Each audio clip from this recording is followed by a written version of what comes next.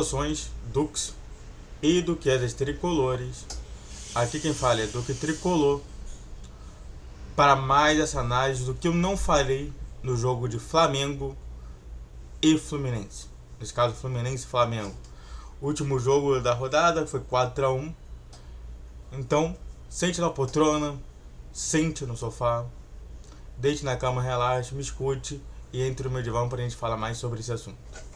E bom, não sei se você sabe, mas eu sempre faço esse vídeo do que eu não falei, porque tem várias coisas que a gente tem que deixar de lado, porque o pós-jogo é só você falar sobre o jogo. Mas tem alguns detalhes também sobre o jogo que não tem como caber num vídeo, porque senão eu falaria 40, 50 minutos e não é isso que vocês querem. Vocês querem ver o vídeo no máximo de 10 minutos, de 12 a 8 minutos, e menos do que isso não é um vídeo direito, mais do que isso ninguém vai ver. Então vamos lá. Primeiro ponto que eu cheguei aqui foi justamente o Alexander no meio. Sinceramente mesmo, cada dia que passa mostra que o Alexander não é um jogador de lateral. Não é. Ele pode jogar improvisado, mas ele não é jogador de lateral. Atualmente, o Fluminense precisa de um lateral esquerdo para não precisar depender do Alexander. O Alexander realmente mostra como que o Ramon Menezes, técnico interino da seleção brasileira e técnico oficial da seleção sub-20, colocou ele. O Alexander ele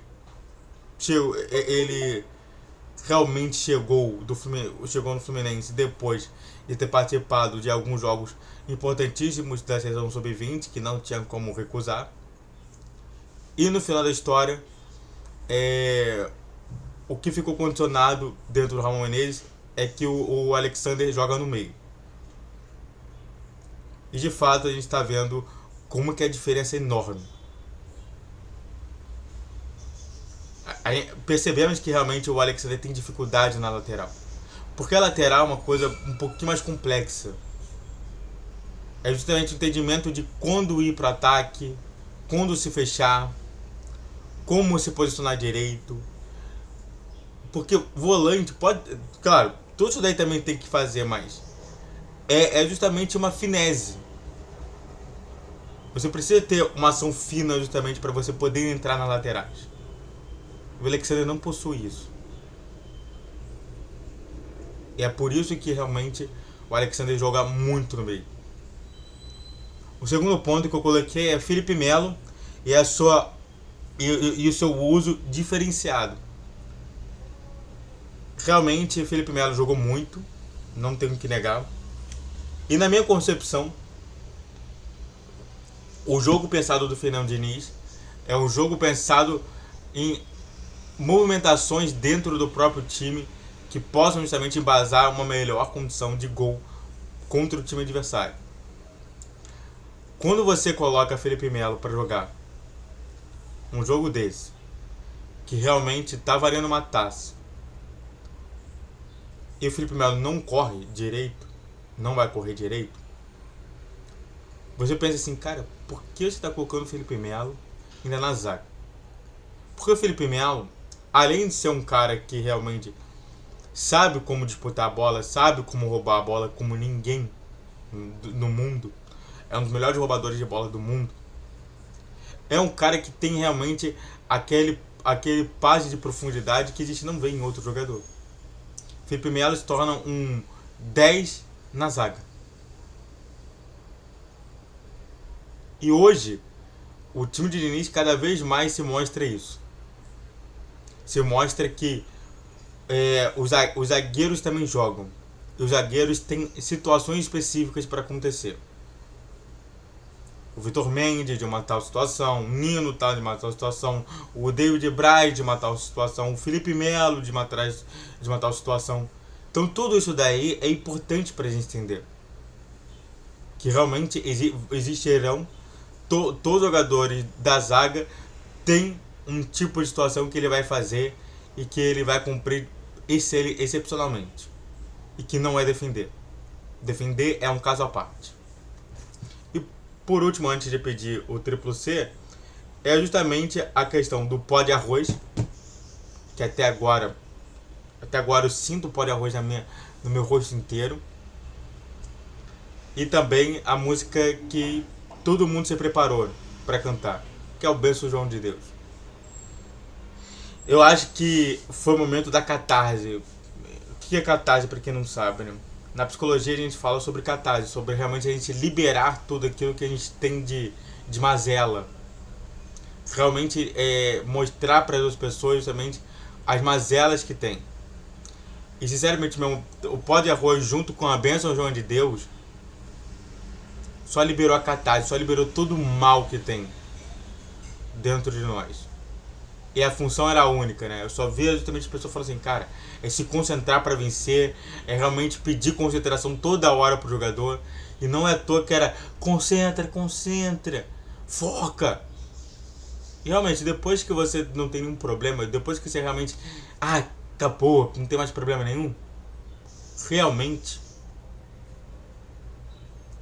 o Fluminense melhorou muito. Antes de continuar falando mais sobre esse vídeo do que eu não falei, faz o inscrito aqui, se inscreve no canal, faz o triplo C, que curte, comente, compartilhe, redes sociais de inscrição de vídeo, todos os dias 10, 12, 20 horas, pix na tela e só bora falar mais. O outro ponto que eu quero falar com vocês foi o Fábio. O goleiro Fábio. Foi muito importante. O Fábio fez 4 defesas que são extremamente importantes.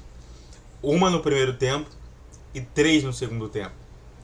Aliás, o interessante, né? A posse de bola do Fluminense no primeiro tempo foi 60%, então por isso que ele fez uma defesa. E a posse de bola no segundo tempo foi de 60% pro Flamengo. Você sabia disso? Que o Flamengo ficou mais com a bola do que o Fluminense no segundo tempo. E precisamos muito do Fábio.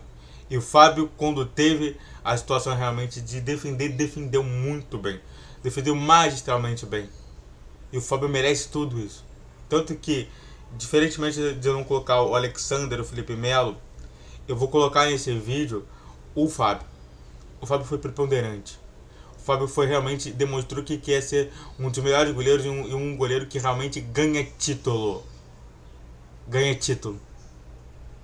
Ele sabe como ganhar título. Todos os títulos do Cruzeiro têm um nome. Não é de qualquer jogador, não. É do Fábio. É por isso que ele merece ganhar muito esse título. E os outros 2 últimos é... O que os jornais e times da Libertadores veem o Flu. Que realmente... Você tá vendo somente os jornais? Eu não vou passar aqui não. Porque já tem outros canais aí que já estão comentando sobre isso. Mas... O jornal argentino já fala, fica de olho, River. O jornal peruano, que já estava falando de ficar de olho, fala assim, ó, viu? Era para isso que a gente estava frisando. O jornal colombiano, né, dos tanques da Colômbia, ó, fica de olho, é Equador, não sei. Dos Strongest da onde? Calma aí. Só pra gente ver aqui. The Strongest. É o clube o quê? Boliviano. Os jornais bolivianos estão falando sobre essa questão, ó, fica de olho. Se vocês não jogarem bem, o Fluminense passa carreto. Além disso, futebol internacional. Espanha, Portugal, Inglaterra, Grécia, Alemanha, tudo isso já entende que existe um time chamado Fluminense.